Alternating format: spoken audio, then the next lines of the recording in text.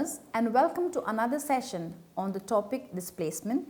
This is from the course BSW 044, that is on tribes of northern and northeast region of India. Now, before we begin, I would like to have a brief recap of what we learned in the previous session. In the previous session, we defined displacement as a process of being uprooted and having an impact on the socio-economic webs of life with certain kinds of traumatic experiences. And we also discussed that mostly the displaced people are belonging to the scheduled tribes and the scheduled castes, and the women are also mostly affected, and the number of the displaced people, especially in terms of the tribal community, have increased from 55.1%, because definitely when we talk about displacement, this is happening always and it's an ongoing process. Now, we also discussed or emphasized on asking the what and how of displacement, but the most important question is why and whose, because displacement is a process where poorer section of the society are pushed out of their own habitat. And we also touched upon the fact that displacement has a direct as well as indirect impact on the livelihood and the sustenance of the tribal people and of the displaced people. Now, let us look and understand more about displacement in today's session. We will start with the concept of displacement as a norm. What is a norm? Norm is a kind of a rule. So in simple words, in layman term, if I have to define norm, it is a rule. So displacement as a rule, if we have to look at it, let me mention here that there is no national comprehensive rehabilitation and resettlement policy. It is still in the draft form, and by the time probably you listen to this session or you hear what we say, the new policy may or may not see the light of the day. So this is where we as faculties, as learners, as citizens keep our fingers crossed that the new policy comes in place for the benefit of the displaced people. Whatever be the case, the most disturbing part of the rehabilitation policy is its concept of displacement as a norm and not as an exception or the last resort. So unfortunately, what happens is whenever you talk about displacement, rehabilitation is not always forming an integral part of the displacement policy, and so that is where we say that many people are suffering. Now, the policy is meant only for the project affected families or the PAFs, and not for the affected without the project in question. Now, the resettlement zone for one group of people, in fact, is a displacement zone for another. Now, the land required could be for any company, a body corporate, an institution, or any other organization for whom land is to be acquired either for its own use or in public interest. The administrator's responsibility is the acquisition of the adequate land for the project and also for settling the project affected families. So the project affected families have to be taken into consideration. Now, it implies that more and more land has to be acquired irrespective of the consequences.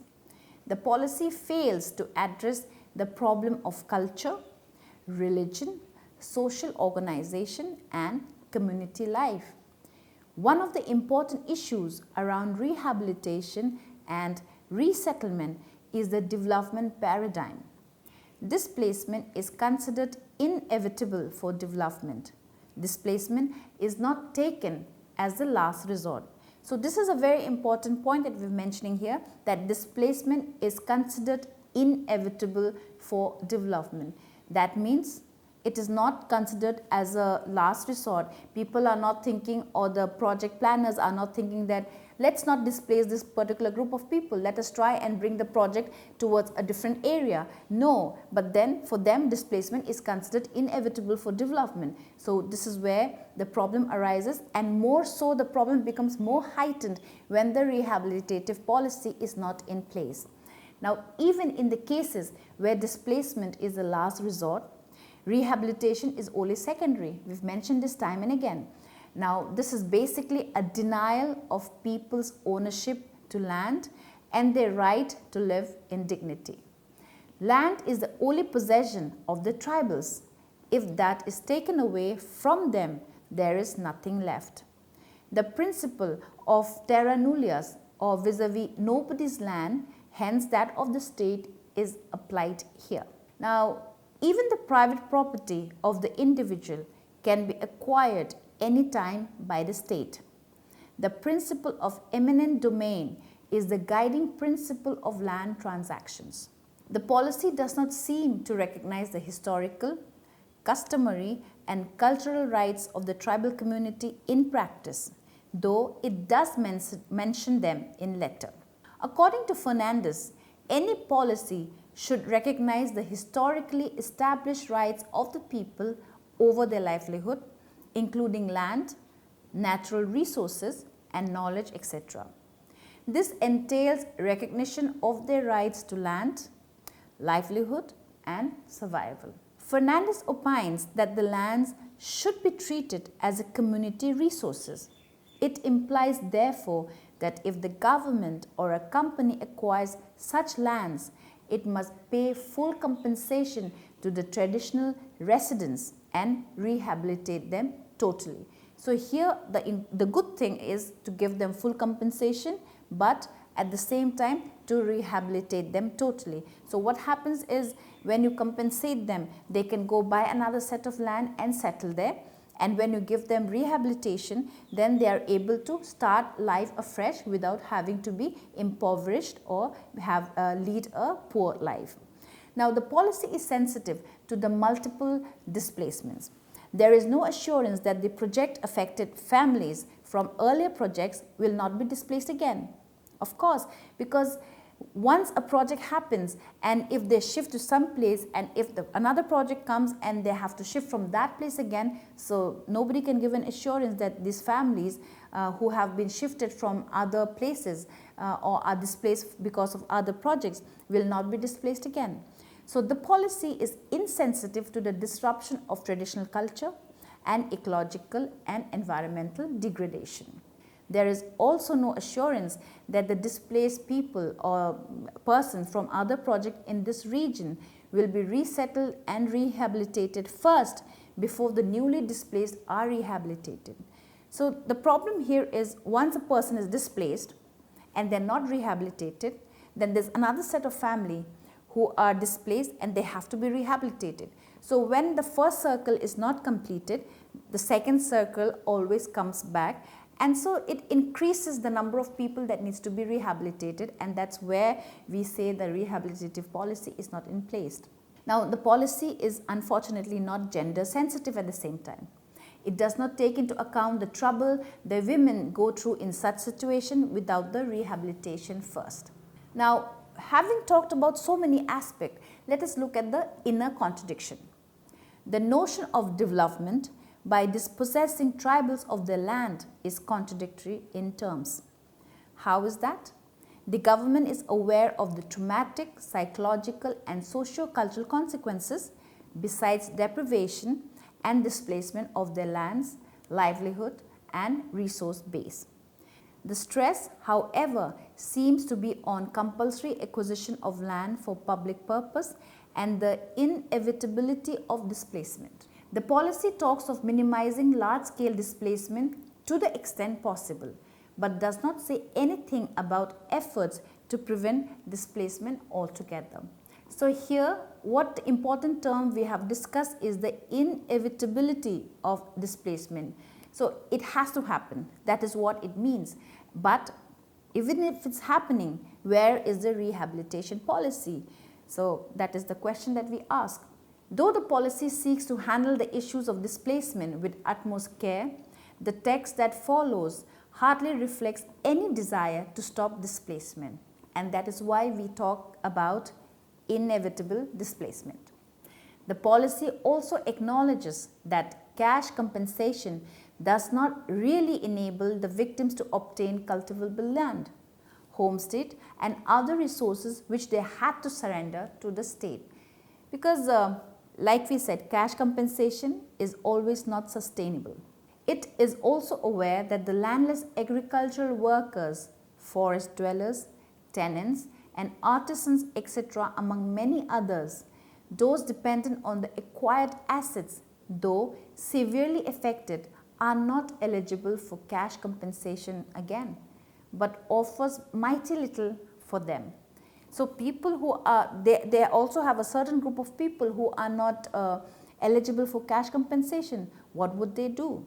And even if they are given, then they are given very little compensation. So that is where the problem arises again. And another aspect of the displaced people is that there is no participation in decision making. So at present what happens is people have no consent in the setting up of a project. Nobody asks them that this is for development aspect, this is the project, we are going to build the project around the area, you will be displaced. So what is your opinion? Do you have any other choice? Do you have any alternative? These sounds good, but nobody is asked these questions. So they have no participation in decision making. So the affected people are not even involved by the government in the decision concerning the policy.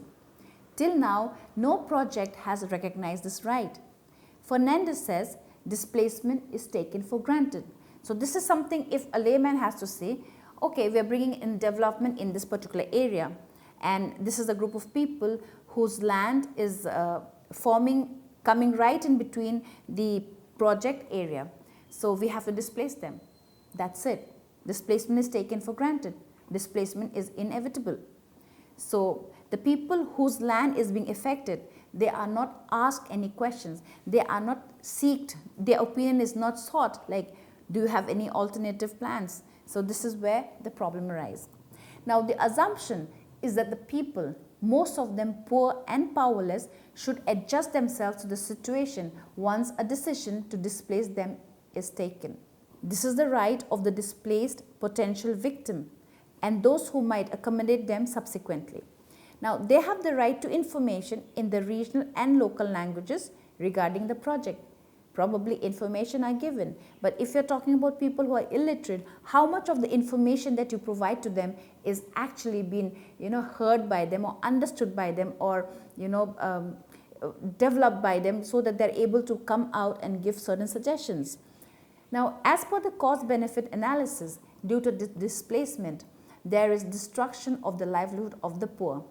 Obviously, because they have a particular land which they have been tilling from time immemorial, from their fathers to their grandfathers to their grandfathers, and then suddenly a project comes in between and say you have to be displaced because displacement is inevitable. Now you have to leave this place. So what happens is the livelihood gets destroyed. The sustenance also becomes broken. So this happens because of the non-participatory decision making. They are not asked whether they have any alternate objective or any alternate plans, or if they have any alternative way of bringing the project, even if it has to go through their particular land, what could be the other alternative.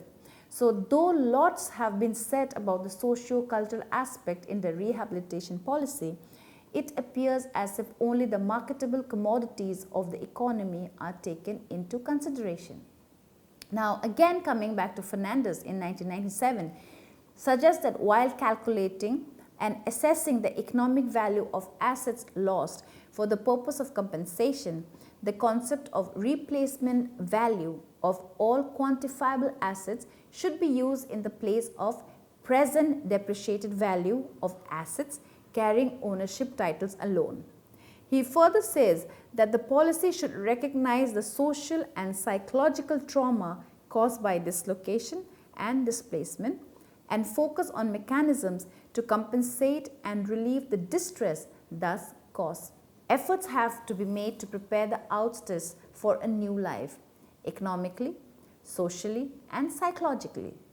Of course, psychologically is also, they will be affected once if you're living in a particular land or a particular area for so many years. To move out or to be displaced and to no longer be able to be a part of that particular land would affect anyone psychologically. Now, the policy should also include a mechanism for making the host population appreciate the problems of the outsiders and to accept them. What happens is usually people who are displaced, when they are moved again to another place, people belonging to that particular place where they move forward to might not accept them fully. It might take years, it might take 1 year, 5 years, 10 years to be able to have the concept of acceptance towards the new group which has come in. So the policy does not say anything about a proportionate predetermined share in its ownership as well as benefits with the displaced people. The policy for rehabilitation does not give such participation in the benefits on a long-term basis. Now, no benefit can either in terms of long-term jobs, share in the product, stock ownership, literacy program, capacity building, etc. The policy does not look beyond compensation, though it tries to give impression of being holistic. Fernandez points out that displacement in the name of national development has become a mode of transferring the CPRs from the communities to whom they are a life support system to the corporate sector to whom they are a source of profit or raw material to produce consumer goods for the middle class. Now, thus a clear distinction exists between the class that gets the benefit and those who pay the price of national development. This is unfortunate because what happens is there's a particular class of people who gets the benefit, probably the higher class, and then there are people who pay the price for national development, that is particularly the tribals and the Dalits to say so. Now, this is a process of impoverishment of the CPR dependent and landless communities. The Maharashtra experience, if I have to quote an example, of displacement and rehabilitation, according to Dhagamwar, has been the non-participation of the victims who are mostly the poor, uneducated or even illiterate, and very frequently tribals. Now, there is no information about the project, leave alone about any kind of consultation that they have been referred to for their own opinion. And we've mentioned that the population or the people whose land is being affected because of the development projects, they are not a part of the decision-making process. They are not even informed about the displacement and resettlement in any satisfactory manner. Now, the government does not exert itself to gather adequate information on the population to be displaced. Inadequate compensation is paid tardily and grudgingly. Those paid are only a small class who own land. Others are not compensated for the loss of livelihood, but only for the loss of the houses. So again, it's not sustainable. The rehabilitative policy of cash compensation is not sustainable, and it would require more than cash compensation. They are the landless laborers, artisans, women, and others such as the cowherds and nomads. Now, whenever alternate land is offered, the price is always higher than the compensation paid.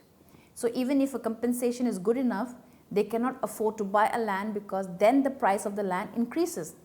So the IITs have to pay the difference between the two amounts. No compensation is given for CPR. The resettlement is at worst non-existent and at best unsatisfactory, unimaginative and unsympathetic. Now, the IITs are not welcome in the new places by the original population that we have talked about, and this is definitely one of the problems. No attention is paid to the emotional trauma caused by the upheaval. No efforts are made to give the people a life which is similar to the one from which they have been uprooted. Now, the definition of displacement is narrowly restricted to actual physical transfer. Dhagamwar argues for a policy and institutional change regarding the attitude to displacement and rehabilitation. Now, when you talk about rehabilitation or when you talk about displacement, there is also lack of database. The absence of the database is one of the reasons for poor rehabilitation. The project needs accurate data on the number and type if it is to resettle them properly. So, there's definitely lack of database. Now, beside the performance of the displacing agency that is put in charge of rehabilitation, it is judged not by its extent or quality, but by the speed and economic efficiency with which it implements the project. Since most displaced people are voiceless, They ignore their rehabilitation. Moreover, most of them are common property resources, that is what we talk about CPR. They are dependent on the common property resources or sustain themselves by rendering services to the village as a community. But the Land Acquisition Act of 1894 has an individual patta as the basis of compensation. Exceptionally, the common property resources dependents may be compensated, but not the landless who depend on the village as a community. So if a person has a land, they are compensated, but the person who is not having a land does not get compensation. So that is where the dichotomy is again. Now, even individual owners are given only monetary compensation, often intermediaries appropriated. The issues of compensation is contentious in the 5th and 6th schedule areas where the customary law is given constitutional recognition. Their essence is community ownership. So what happens? Who gets the amount? Who gets the cash compensation? So that is a question. Now, moreover, even if the financial aspect is attended to, the psychological consequences such as alienation from one's culture and community and insertion into a new work culture are ignored. As a result of those forced into a new work culture and economy, often outside their region, fall into bondage or become victims of absenteeism and alcoholism. However, most decision makers view the project in isolation and make no long-term plan for the region. It often results in multiple displacement, as it happens to the Rihan Dam displaced people of Madhya Pradesh, the Soliga tribals of Mysore and the displaced people of Orissa villages. Now, having talked about the displacement, let us look at the problems around the rehabilitation policy. There is absence of an inadequately comprehensive rehabilitation policy in India, although a rehabilitation policy was promulgated in February 2004 and a second one on October 31st, 2007. The Government of India is now working on a rehabilitation bill, but it is not sure as to when it will take the form of the law. Until now, only Maharashtra has a rehabilitation law for all displaced people. Madhya Pradesh and Karnataka also have laws. Madhya Pradesh and Rajasthan have policies for irrigation. Orissa has a comprehensive policy, and Coal India and the National Thermal Power Corporation have also their own policy. No northeastern state has a rehabilitation policy. In Assam, fewer than 10 projects rehabilitated their displaced people between the year 1947 and 2000. Jharkhand does not have a rehabilitation policy despite rampant displacement taking place all over the state. Now, why do we need an alternative policy? The new tribal policy is being revised and most changes it suggests are acceptable. Based on Article 21 that recognizes the right of every Indian to a life with dignity, it considers rehabilitation a right of the displaced people and a duty of the requiring agencies to rehabilitate them. It also accepts some other principles enunciated by the civil society during the process around the policy in the 1990s. One of them is prior informed consent, and the other is that the lifestyle of the displaced people should improve after the project because they paid its price. It has provision to ensure gender justice and has a focus on the tribals. It deals with many past shortcomings such as compensation, land for land, the definition of the displaced people, as well as jobs. It suggests that it should apply to the displaced people of 10 years before its promulgation.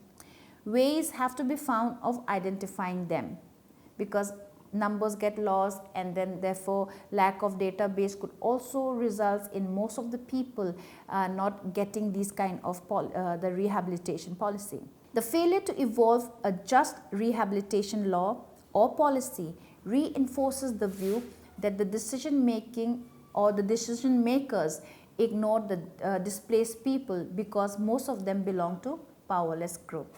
Besides, in the absence of a law, even those who understand the consequences of displacement without rehabilitation are unable to take many steps in favor of the displaced people. Therefore, before undertaking any project, an extensive study has to be conducted on its viability, taking into account its social, environmental and economic cost. Now, let us talk about the cost-benefit analysis. Now, cost-benefit analysis estimates and totals up the equivalent value, which is financial, social, cultural, religious, environmental, psychological and so on, of the cost and benefits of project to establish whether they are worthwhile. So these projects may be development projects such as dams, highways, infrastructure, mining, industries, defense, wildlife and so on, or can be capacity building training programs or education programs, healthcare system, employment schemes and so on. The idea is to assess whether the amount allocated and spent on a project is worth the cost in terms of benefit to the groups or person it is meant for. So there are systematic methods for measuring such cost and benefits, and accordingly the development projects can take place. Now, collaboration is needed at the level of respect and dignity. Choice of the individual has to be respected. Communities have to enter into relationship of collaboration with one another and not of domination. Hence, there should rather be a demand of a displacement policy vis-a-vis one which asks for alternate ways of project planning that would minimize displacement or avoid it altogether. The new policy, however, looks like a clear design for land acquisition and nothing else. A policy is policy all the same. Unless it is converted into a law, there is no binding on the part of the government or of the enforcing authorities, and that is why a policy could be hundreds of them, but unless until it turns into a law, it might not be put into practice. So every community has the right to develop and grow, using the framework to enter into discovery, develop itself by making use of what is available. So with this, we come to the end of today's session, and having a small recap, we discussed about displacement as a norm and even highlighted the contradictions where we mentioned the notion of development by dispossessing tribals of their land is contradictory in terms. We also touched the fact that there was no participation in decision making among the displaced people, and we also talked about problems around rehabilitative policy and the definite need for an alternative policy. With this, we end our session on displacement, and in the next class, that is in the next session, we will be talking about migration. I hope you all had a good learning experience. Thank you.